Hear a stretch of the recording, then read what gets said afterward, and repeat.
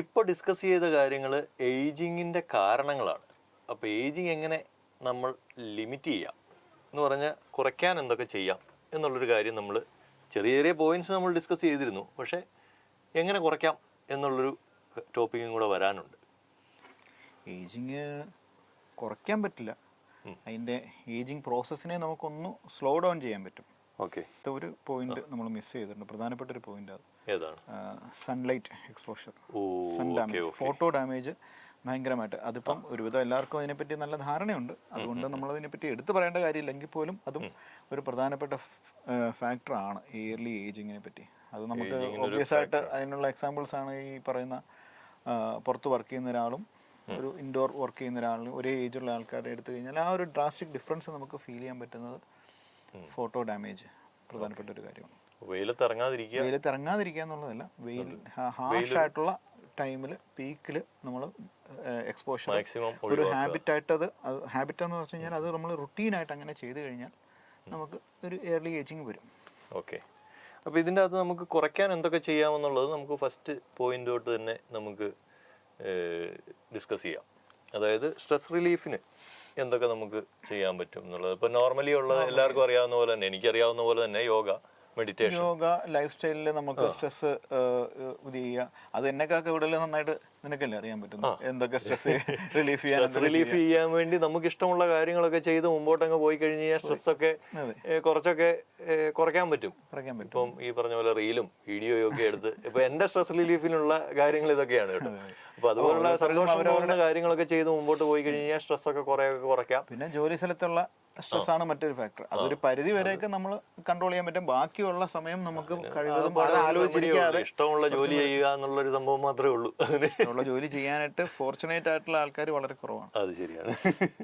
ഇപ്പൊ ആള് ആദ്യം എഞ്ചിനീയറിംഗ് പഠിക്കണമെന്ന് വിചാരിച്ചിരുന്ന ആളൊക്കെയാണ് കേട്ടോ.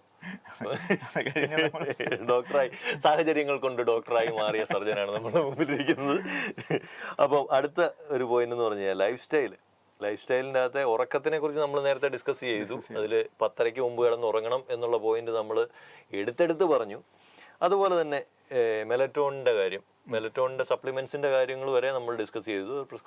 പ്രിസ്ക്രിപ്ഷനോടുകൂടി എടുത്തു കഴിഞ്ഞാൽ നന്നായിരിക്കും എന്നുള്ളതാണ്.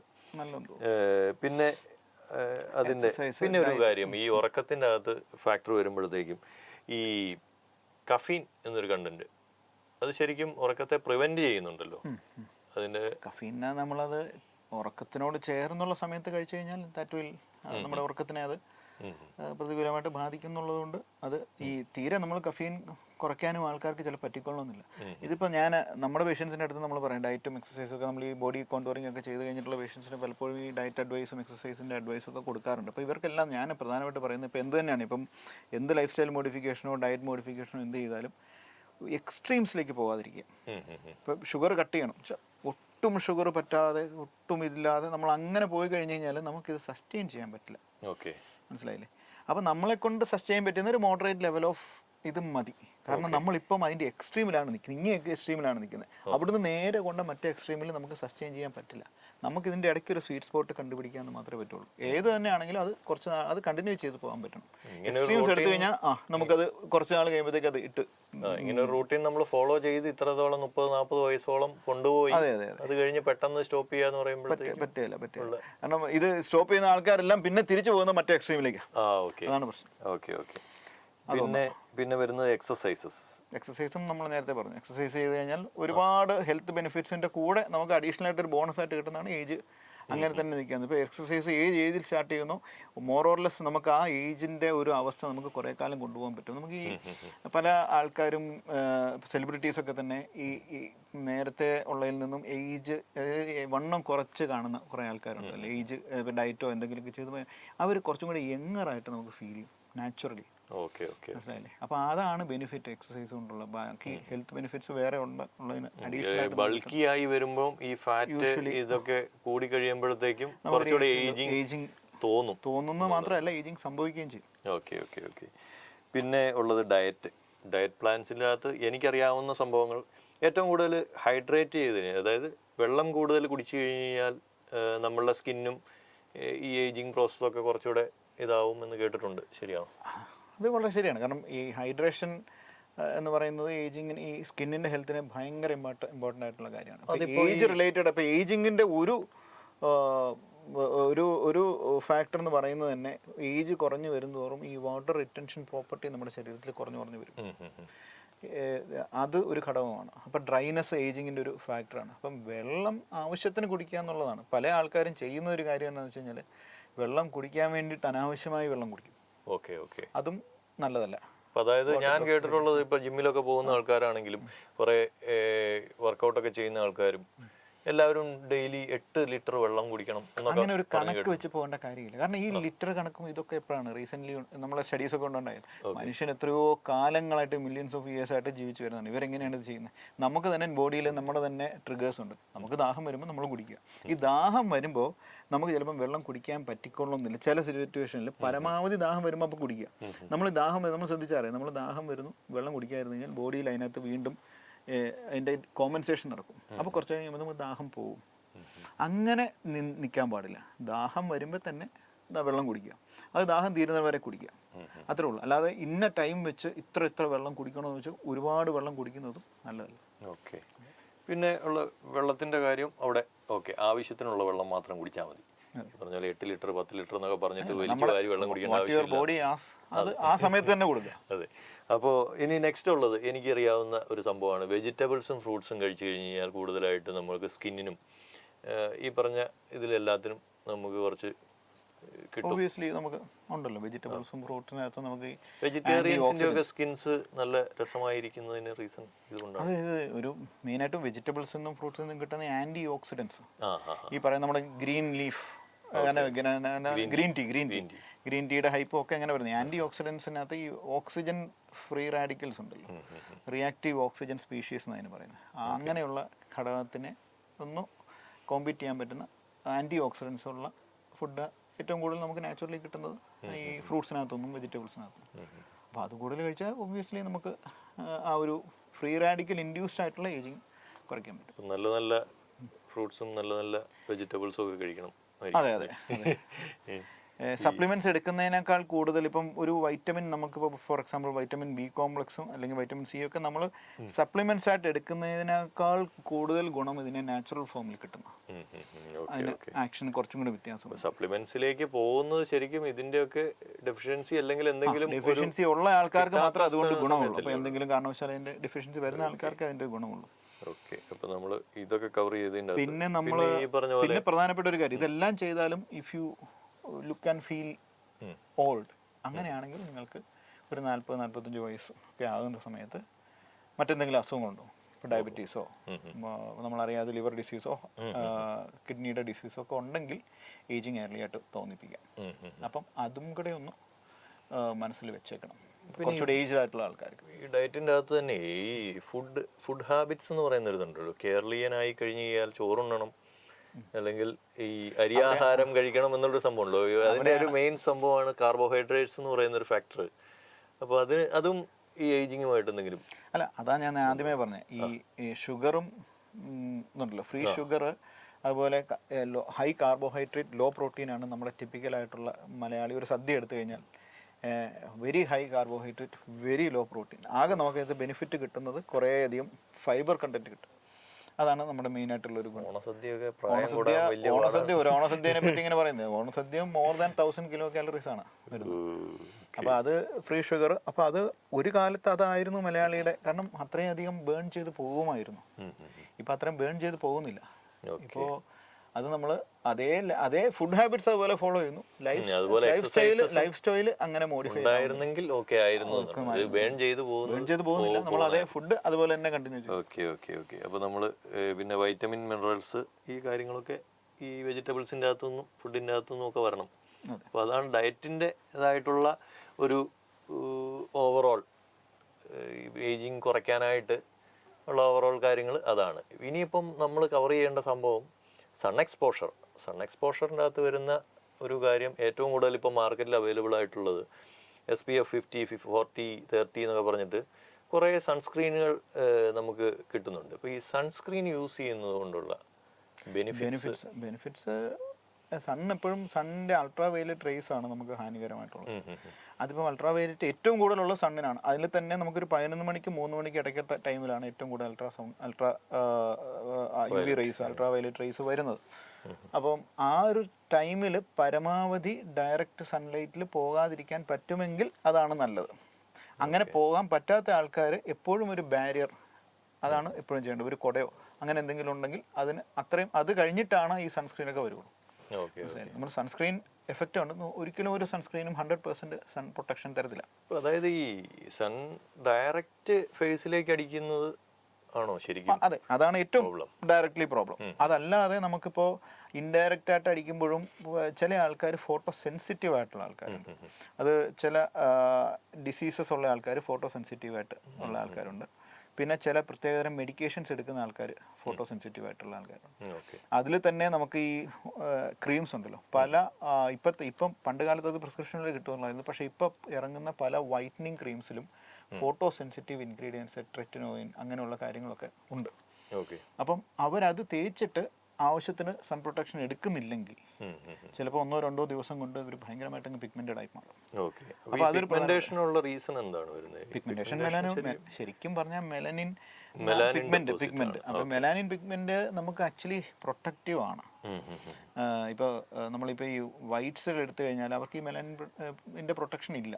അപ്പോൾ അവർ വെയിൽ കൊണ്ടു കഴിഞ്ഞാൽ അവർക്ക് ഈ UV റേസിനകത്തുനിന്ന് വരുന്ന UV റേസ് ഡയറക്റ്റ്ലി പെനിട്രേറ്റ് ചെയ്ത് പോയിട്ട് അവർക്ക് ഈ അൾട്രാ വയലറ്റ് റേസിൻ്റെ ഈ ക്യാൻസർ പോലുള്ള അസുഖങ്ങളൊക്കെ വരാൻ സാധ്യത കൂടുതൽ. Actually we are protected. നമ്മൾ ഈ കറുത്തിരിക്കുന്നത് ശരിക്കും പറഞ്ഞു കഴിഞ്ഞാൽ ഒരു അനുഗ്രഹമായിട്ട് വേണം കൂട്ടാൻ. അപ്പോൾ നമ്മൾ ആക്ച്വലി ചെയ്യുന്നത് അതിനെ അങ്ങ് മാറ്റി കളഞ്ഞിട്ട് നടക്കുകയാണ്. അപ്പോൾ ആ ഒരു പ്രൊട്ടക്ഷനെ മാറ്റി നമുക്ക് വൈറ്റ് ആവണം. അപ്പോൾ അതിനുവേണ്ടി നമ്മൾ അതിൻ്റെ മെലാനിൻ പ്രൊഡക്ഷൻ പരമാവധി കുറപ്പിച്ച് വെക്കുന്നു. എന്നിട്ട് വെയിലത്ത് പോയി നിൽക്കുമ്പോൾ എന്നാ പറ്റുമെന്ന് വെച്ച് കഴിഞ്ഞാൽ മെലാനിനും ഇല്ല, ഇതിൻ്റെ റേഡിയേഷൻ ഇത് വരികയും ചെയ്യും. അപ്പോൾ അങ്ങനെ നിൽക്കുന്നുണ്ടെങ്കിൽ നിങ്ങൾ ഉറപ്പായിട്ടും ഇപ്പൊ ശരിക്കും ഈ സൺസ്ക്രീൻ തേച്ചിരിക്കണം. ഈ സൺസ്ക്രീൻ തേച്ച് കഴിയുമ്പോൾ ഈ മെലാനിൻ പ്രൊഡക്ഷൻ കുറയ്ക്കുകയാണോ ചെയ്യുന്നത്? കുറയ്ക്കുകയാണ് ചെയ്യുന്നത്. കാരണം അൾട്രാ വയലറ്റ് റേസ് ആണ് ഇതിനെ ട്രിഗർ ചെയ്യുന്നത്. അപ്പോൾ അതിനെ നമ്മൾ അവിടെ എത്തിക്കാതിരിക്കുന്നു. മനസ്സിലായില്ല? അപ്പോൾ സൺസ്ക്രീൻ തേക്കണമെന്നില്ല. പുറത്തിറങ്ങാത്ത ഒരാൾ ഒബ്വിയസ്ലി വൈറ്റ് ആയിട്ടിരിക്കും. ഈ കട്ടിൽ ബെഡ് പേഷ്യൻസ് ഒക്കെ ഇല്ലേ, അവർക്ക് അവരവരുടെ പരമാവധി അവർക്ക് വേറെ റേഡിയേഷൻ ഒന്നും ഈ UV റേസ് ഒന്നും അടിക്കുന്നില്ല. അപ്പോൾ അവരിങ്ങനെ വൈറ്റ് ആയിട്ടിരിക്കുന്നത് കാണാം പലപ്പോഴും. അപ്പോൾ പ്രോബ്ലം എന്താണെന്ന് വെച്ചാൽ വൈറ്റമിൻ D ഡെഫിഷ്യൻസി, അതാണ് ഇതിൻ്റെ പ്രോബ്ലം. പക്ഷേ വൈറ്റമിൻ D ഡെഫിഷ്യൻസി വരാതെ എന്നാൽ വരുവാനും പാടില്ല, എന്നാൽ സൺലൈറ്റിൻ്റെ ഹാംഫുൾ എഫക്റ്റ് ഒന്നും കിട്ടാനും പാടില്ല. അപ്പോൾ അതിൻ്റെ ഒരു ബാലൻസിൽ പോകണം. ഏകദേശം ഒരു പല ആൾക്കാർക്കും വൈറ്റമിൻ D പ്രൊഡക്ഷൻ അവരുടെ മെലാനിൻ പിഗ്മെൻറ്റേഷനും എല്ലാം ഫാക്ടർ അതിനെ ഡിപ്പെൻഡ് ചെയ്തിട്ടാണ് നിൽക്കുന്നത്. അപ്പം ചില ആൾക്കാരിൽ ഒരു 10 മിനിറ്റ് ഡെയിലി വെയിൽ കൊണ്ടു കഴിഞ്ഞാലാവും. ചില ആൾക്കാർ എന്താണല്ലോ നമ്മൾ റഫ്ലി പറഞ്ഞ ഒരു 15 to 45 മിനിറ്റ്സ് ഏകദേശം ഒരു ദിവസം വെയിൽ കൊണ്ടാൽ ഏകദേശം ഒരു 10 മണി ആ സമയത്തൊക്കെ ഒരു വെയിൽ കൊണ്ടു കഴിഞ്ഞാൽ ആവശ്യത്തിന് സൺലൈറ്റ് വൈറ്റമിൻ D കിട്ടും. ഒരു ആഴ്ചയിൽ 2-3 ദിവസം മതി. എല്ലാ ദിവസവും കൊള്ളണ്ട. ആഴ്ചയിൽ 2 ദിവസം ആവശ്യത്തിന് കൊണ്ടു കഴിഞ്ഞാൽ ഈ അപ്പം നമുക്ക് വൈറ്റമിൻ ഡിയും കൂടെ ആവും. ഈ പറഞ്ഞ പോലെ തീരെ ചെയ്യാത്ത ആൾക്കാരുണ്ട്, ഒട്ടും വെയിൽ കൊള്ളാത്ത ആൾക്കാരുണ്ട്, കംപ്ലീറ്റ് സൺസ്ക്രീനിൽ സൺ പ്രൊട്ടക്ഷനിൽ നിൽക്കുന്ന ആൾക്കാരുണ്ട്. അവർക്ക് വൈറ്റമിൻ ഡെഫിഷ്യൻസി വരും. അപ്പോൾ അവർ അത് സപ്ലിമെൻ്റ് ആയിട്ട് എടുക്കേണ്ടി വരും വൈറ്റമിൻ ഡി. അല്ലെങ്കിൽ അതിനകത്ത് ഒരുപാട് ഹെൽത്ത് റിസ്ക് ഇത് സ്കിന്നിലേക്ക് തന്നെ അടിച്ചാലേ വരത്തുള്ളൂ, അതോ നമ്മളുടെ ബോഡിയിലേക്ക് മീൻസ് തലയിലേക്കൊക്കെ അടിച്ച് ചെയ്യാൻ കുഴപ്പമില്ല? തലയൊക്കെ ഇച്ചിരി വേണമെങ്കിൽ കറുത്തോട്ടെ, തലയിൽ മാത്രമായിട്ട് എനിക്ക് തല വഴി കിട്ടിയാൽ മതി എന്നൊക്കെ പറയില്ലേ, അതുപോലെ ഇതിനകത്ത് എനിക്കും കൺഫ്യൂഷനുള്ള ഒരു സംഭവമാണ് ഈ SPF 50, 40, 30 ഇങ്ങനെയുള്ള ഒരു ഇതാണ് നമ്മുടെ മാർക്കറ്റിൽ സൺസ്ക്രീനുകളാണ് കിട്ടുന്നത്. അപ്പം ഇതിൻ്റെ അകത്ത് ഏതായിരിക്കും പ്രിഫർ ചെയ്യേണ്ടത് ശരിക്കും? നമുക്കൊരു യൂഷ്വൽ സിനാരിയോയിൽ ഒരു 15 മുകളിലുള്ള SPF ഉണ്ടെങ്കിൽ, അല്ല 15 അല്ല 30ക്ക് മുകളിൽ SPF ഉണ്ടെങ്കിൽ അത്യാവശ്യം പ്രൊട്ടക്ഷൻ ഉണ്ട്. പിന്നെ 50, പിന്നെ ഇത് നമ്മളിത് പറയുന്നതല്ലാതെ ഇതിന് ആവശ്യത്തിന് ഇത്രയും പ്രൊട്ടക്ഷൻ ഉണ്ടോ എന്ന് നമുക്ക് 100% പറയുന്നില്ല. പിന്നെ അത് യൂസ് ചെയ്യുന്ന ബ്രാൻഡ് എന്തുമാത്രം റിലയബിൾ ആണെന്നുള്ളതനുസരിച്ചാണ് അതിനെ നമുക്ക് വിലയിരുത്താൻ പറ്റുള്ളൂ. ഓക്കെ. പിന്നെ നമുക്ക് ഇത് കുറച്ച് നാൾ യൂസ് ചെയ്യുമ്പോൾ അറിയാമല്ലോ, ഈ സൺസ്ക്രീൻ ഉപയോഗിക്കുന്നുണ്ട്, എന്നാലും നമ്മൾ പിഗ്മെന്റഡ് ആകുന്നുണ്ടെങ്കിൽ ദാറ്റ് സൺസ്ക്രീൻ ഇസ് നോട്ട് ഇപ്പൊ ഈ സൺസ്ക്രീൻ യൂസ് ചെയ്യുന്നത് ഔട്ട്സൈഡിൽ മാത്രമല്ലല്ലോ, ശരിക്കും മറ്റേ ലൈറ്റ്സ് ഒക്കെ. അതെ അതെ അതെ. ഇപ്പം അങ്ങനെ, അതായത് നമ്മുടെ ഈ ഇൻഡോർ ലൈറ്റ്സിലും കുറച്ചൊരു യു വി റേഡിയേഷൻസ് വരുന്നുണ്ട്. അപ്പം കറക്റ്റായിട്ട് ഇതിൻ്റെ ഒരു പ്രോപ്പർ ട്രീറ്റ്മെൻറ്റ് എടുക്കുന്ന ആൾക്കാർ രാവിലെയും വൈകിട്ടും ഇൻഡോറിൽ ഇരിക്കുകയാണെങ്കിൽ തന്നെ സൺസ്ക്രീൻ ഉപയോഗിക്കണം. അതുകൂടാതെ സണ്ണിലേക്ക് ഇറങ്ങുമ്പോൾ അപ്പോഴെന്താണെന്ന് വെച്ചാൽ ഇത് കെമിക്കൽ സൺസ്ക്രീൻസ് ആണ്. മുമ്പ് ഫിസിക്കൽ സൺസ്ക്രീൻസ് ഉണ്ടായിരുന്നു, ഫിസിക്കലി പ്രൊട്ടക്ട് ചെയ്യുന്നത്. ഇപ്പോൾ എല്ലാം കെമിക്കലാണ്. ഫിസിക്കൽ സൺസ്ക്രീൻ എന്ന് പറഞ്ഞാൽ, ഫിസിക്കൽ എന്ന് പറഞ്ഞു കഴിഞ്ഞാൽ നമ്മുടെ ഈ സണ്ണിൻ്റെ റേസ് അടിക്കാതിരിക്കാനായിട്ട് ഫിസിക്കലി ഒരു ബാരിയർ ഉണ്ടാക്കും. ടൈറ്റാനിയം ഡയോക്സൈഡ് എന്നൊക്കെ പറഞ്ഞ മോളിക്യൂൾസ് വെച്ചിട്ട് അതിനെ ഫിസിക്കലി, നമുക്ക് പണ്ട് ക്രിക്കറ്റുകാരൊക്കെ ഉപയോഗിക്കുന്നത് അത് നമുക്ക്, പക്ഷേ യൂഷ്വലി നമുക്കത് പുരട്ടിക്കൊണ്ട് ഇറങ്ങാൻ പറ്റത്തില്ല വെളുത്തിങ്ങനെ. അപ്പോൾ അതിന് പകരം ഇപ്പോൾ എല്ലാം കെമിക്കൽ സൺസ്ക്രീൻസ് ആണ്. കെമിക്കൽ എന്ന് വെച്ചാൽ അതൊരു യു വി റൈസ് എടുക്കുമ്പോൾ അത് ആ യു വി റൈസ് അബ്സോർബ് ചെയ്തിട്ട് അതൊരു കെമിക്കൽ ചേഞ്ചിന് വിധേയമാകും. അപ്പോൾ അതെന്നാന്ന് വെച്ചാൽ ആ ഒരു particular amount of U V rays അത് ചെയ്താൽ അതിൻ്റെ കെമിക്കൽ റിയാക്ഷൻ അടിച്ചു, അത് കഴിഞ്ഞു അതിൻ്റെ ആക്ഷൻ. അപ്പോൾ ഒരു 2 മണിക്കൂറൊക്കെ അതിൻ്റെ ആക്ഷൻ നിൽക്കത്തുള്ളൂ. അതുകൊണ്ടാണ് ഒരു രാവിലെ ചില ആൾക്കാർ രാവിലെ സൺസ്ക്രീൻ തേച്ചിട്ടുണ്ടെന്നുള്ള ഒരു ഉറപ്പിന് അന്നത്തെ ദിവസം മുഴുവൻ വെയിലത്ത് ഇറങ്ങി നടക്കും. അങ്ങനെയല്ല, ഒരു 2 മണിക്കൂർ കഴിയുമ്പോഴത്തേക്ക് അതിൻ്റെ ആക്ഷൻ പോയി കഴിയും. അതാണ് ശരിക്കും ഈ വൈറ്റനിങ് ക്രീംസ് അല്ലെങ്കിൽ ഇതിൻ്റെ ഇപ്പോൾ ആൾക്കാർ യൂസ് ചെയ്യുന്നത് മുഴുവൻ ഭയങ്കര ലെയർ ബൈ ലെയർ ആയിട്ടാണ്. ആദ്യം സെറംസ് യൂസ് ചെയ്യും, അത് കഴിഞ്ഞിട്ട് പിന്നെ മോയ്സ്ചറൈസർ യൂസ് ചെയ്യും, അത് കഴിഞ്ഞ് പിന്നെ വൈറ്റനിങ് ക്രീം ഉണ്ടെങ്കിൽ അത് യൂസ് ചെയ്യും, അതും കഴിഞ്ഞിട്ടാണ് സൺസ്ക്രീൻ യൂസ് ചെയ്യുന്നത്. അപ്പോൾ ഇങ്ങനെ യൂസ് ചെയ്യുമ്പോൾ ഈ വൈറ്റനിങ് ക്രീംസ് ഒക്കെ ശരിക്കും ഈ സ്കിന്നിന് സെൻസിറ്റീവ് ആക്കുമോ കൂടുതൽ? അതിനകത്ത് ഇൻഗ്രീഡിയൻസിനനുസരിച്ചിരിക്കും. സെൻസിറ്റീവ് ആക്കാൻ പറ്റുന്ന ഇൻഗ്രീഡിയൻസ് ഉണ്ട്, അല്ലാത്ത ഇൻഗ്രീഡിയൻസ് ഉണ്ട്. ബേസിക്കലി ഞാൻ പറഞ്ഞാൽ, ബേസിക്കലി ഒരാൾക്ക് ഒരു മോയ്സ്ചറൈസിങ് ക്രീമും ഒരു സൺസ്ക്രീമേ ആവശ്യമുള്ളൂ. ബാക്കിയെല്ലാം അഡീഷണൽ ആയിട്ട് വരുന്ന ഓരോരോ, ഇപ്പോൾ പിന്നെ വേണമെങ്കിൽ ആഡ് ചെയ്യാൻ പറ്റുന്നത് എന്തെങ്കിലും, അപ്പോൾ വൈറ്റമിൻ സിയും കൂടെ ഉള്ള സിറം അല്ലെങ്കിൽ ഹൈറോണിക് ആസിഡും കൂടെ ഉള്ള അങ്ങനെ എന്തെങ്കിലും ഒരു ന്യൂട്രിയൻറ്റും കൂടെ അടങ്ങിയ ഒരു ക്രീം മേ ബി ഒരു നൈറ്റ് ടൈമിൽ വേണമെങ്കിൽ യൂസ് ചെയ്യാം. അതല്ലെന്നുണ്ടെങ്കിൽ ഒരു moisturiser plus sunscreen is good enough. ഒരുമാതിരി ആൾക്കാർക്കെല്ലാം ദാറ്റ് ഈസ് ഗുഡ് ഇനഫ്. കൂടുതൽ നമ്മൾ വൈറ്റനിങ് ക്രീംസിലേക്ക് പോകുമ്പം അതിൻ്റെ കണ്ടൻസ് നമുക്ക് അല്ലെങ്കിൽ നമുക്ക് കൃത്യമായിട്ട് അറിയാതിരിക്കണം. പല ക്രീംസിനകത്തും ഈ ഹൈഡ്രോക്വിനോൺ അതിൻ്റെ കൂടെ തന്നെ ചിലപ്പോൾ സ്റ്റിറോയിഡ് കാണും. സ്റ്റിറോയിഡും ഇതും കൂടെ ഉള്ള ക്രീമൊക്കെ കുറേ നാൾ യൂസ് ചെയ്യുന്ന ആൾക്കാർക്കും സ്കിന്നൊക്കെ വെളുത്തിരിക്കും, പക്ഷേ സ്കിൻ തിൻഡ് ഔട്ട് ആവും, ഈസി ബ്രിറ്റിൽ ഇതാവും. അത് അങ്ങനെ വരുമ്പോഴത്തേക്കും ഒരു ലോങ് ടേമിൽ വൈറ്റ് ആയിട്ടിരിക്കും, പക്ഷേ ഏജിങ് ചേഞ്ചസ് പെട്ടെന്ന് വരും. മനസ്സിലായി? അപ്പോൾ അതെല്ലാം വളരെയധികം കരുതിക്കൊണ്ടിരിക്കുന്നു. ഓവർ ദ കൗണ്ടറായിട്ട് നമ്മൾ ജസ്റ്റ് വാങ്ങിക്കാനാണെന്നുണ്ടെങ്കിൽ ഒരു മോയ്സ്ചറൈസറും ഒരു സൺ പ്രൊട്ടക്ഷനും ചെയ്ത് കഴിഞ്ഞാൽ most of the time cleansing important ആണ്. ക്ലീൻ ചെയ്യുക. അതുപോലെ അത് ഓരോ സ്കിന്നിന് തരം തിരിച്ചിട്ടാണ് അത് ചെയ്യേണ്ടത്. സ്കിൻ ഏതാണെന്ന് കറക്റ്റായിട്ട് ഐഡൻറ്റിഫൈ ചെയ്തിട്ട് ഏത് ക്ലെൻസർ ഉപയോഗിക്കണം, അത് കഴിഞ്ഞിട്ട് അവർക്ക് ഏത് തരത്തിലുള്ള ഈ പറഞ്ഞ പോലെ മോയ്സ്ചറൈസറാണ് വേണ്ടത്, അത് അതിനുശേഷം അതിൻ്റെ മുകളിൽ സൺസ്ക്രീൻ തേക്കുന്നു. ഓക്കെ, ഈ കാര്യങ്ങളെല്ലാം ഞാൻ കേട്ടു. ഇതിൻ്റെ അകത്തൊരു 50% കാര്യങ്ങളും നമുക്കെല്ലാം അറിയാവുന്ന കാര്യങ്ങളൊക്കെ തന്നെയായിരുന്നു. ഇത് സംസാരിക്കാൻ വേണ്ടി ഡോക്ടർ ആവശ്യമൊന്നുമില്ല. കാരണം ആളുടെ കുറേ അറിവുകൾ നമ്മളുമായിട്ട് ഷെയർ ചെയ്തു. പക്ഷേ ഇതെല്ലാം ഏജിങ് വരുന്നതിന് തൊട്ട് മുമ്പുള്ള സ്റ്റേജ് ആയിരുന്നു. തന്തവൈബും തള്ളവൈബും അടിച്ചിരിക്കുന്ന ആൾക്കാർക്ക് മുന്നിലേക്ക് ഇങ്ങനൊരു സാധനം ഇതിനു മുമ്പ് ചെയ്യണമായിരുന്നു എന്ന് പറഞ്ഞിട്ട് കാര്യമില്ലല്ലോ. ഓൾറെഡി വന്നുപോയി. 40 വയസ്സായി, 45 വയസ്സായി, റിങ്കിൾസ് ഒക്കെ വന്നുപോയി, അല്ലെങ്കിൽ കുറച്ച് കവളൊക്കെ ഒന്ന് തൂങ്ങി ഇങ്ങനെ ഇരിക്കുന്നു. അപ്പോൾ ഇതിന് നമുക്ക് എന്തൊക്കെ ചെയ്യാൻ പറ്റും? ഇതാണ് ആളുടെ പ്രൊഫഷൻ. ആൾക്ക് ഇതിൻ്റെ അകത്ത് എന്തൊക്കെ ചെയ്യാൻ പറ്റും? എല്ലാ രീതിയിലും ഈ പറഞ്ഞ ഏജിങ് വന്ന ആൾക്കാരെ പുറകിലേക്ക് ഒരു 4-5 വയസ്സ് കുറയ്ക്കാനും ആണെങ്കിൽ ഒരു 10 വയസ്സൊക്കെ കുറയ്ക്കാമെന്നാണ് പറയുന്നത്. അപ്പോൾ അതെങ്ങനെ കുറയ്ക്കാം എന്നുള്ള സംഭവങ്ങൾ നമ്മൾ അടുത്ത വീഡിയോയിൽ ഡിസ്കസ് ചെയ്യുന്നതാണ്. അപ്പോൾ നിങ്ങൾക്ക് നിങ്ങളുടെ വിലയേറിയ അഭിപ്രായങ്ങളും, ഇതിപ്പോൾ ഒരു ചോദ്യോത്തര പങ്ക്തി പോലെ ആയി പോകും, ഭയങ്കര ഒഫീഷ്യൽ ടോക്ക് പോലെ. ഓക്കെ, നിങ്ങളുടെ സംശയങ്ങളൊക്കെ നിങ്ങൾ കമൻ്റായിട്ട് രേഖപ്പെടുത്തുക. അപ്പോൾ അതിൻ്റെ നിങ്ങളുടെ സംശയങ്ങൾ ഞങ്ങൾ ഡിസ്കസ് ചെയ്യാതെ പോയിട്ടുള്ളതാണെങ്കിൽ, ഞങ്ങളിപ്പോൾ ഓവറോൾ എല്ലാം ഒന്ന് ജസ്റ്റ് ഒന്ന് ടച്ച് ചെയ്ത് പോയിട്ടേ ഉള്ളൂ. അപ്പം അതിനെക്കുറിച്ചുള്ള ക്വസ്റ്റ്യൻസ് ഒരു ടോപ്പിക്കായിട്ട് എടുക്കാൻ സാധ്യതയുള്ള കമൻസ് ആണെങ്കിൽ ഞങ്ങളതൊരു ടോപ്പിക്കായിട്ട് എടുത്ത് നിങ്ങളുടെ പേര് തന്നെ വെച്ച് ഞങ്ങൾ പറയാം, ഇന്നയാൾ പറഞ്ഞ ഒരു ക്വസ്റ്റ്യൻ. പഴയ നമ്മുടെ ദൂരദർശനിലെ പ്രതികരണം പരിപാടി പോലെ ഒന്ന് മുമ്പോട്ട് പോയി നോക്കാം. ഓക്കെ, അപ്പം കുറെ ട്രീറ്റ്മെന്റ്സ് ഉണ്ട് എൻ്റെ കൂടെ. നമ്മുടെ സ്കിൻ വൈറ്റനിങ്ങും എങ്ങനെ ചെറുപ്പം പിന്നെ എന്തൊക്കെയായിരുന്നു ഹെയർ ട്രീറ്റ്മെന്റുകൾ, അങ്ങനെയുള്ള കുറെ സാധനങ്ങളൊക്കെ ഉണ്ട്. അത് എടുക്കാം. അപ്പോൾ ഓക്കെ, താങ്ക് യു.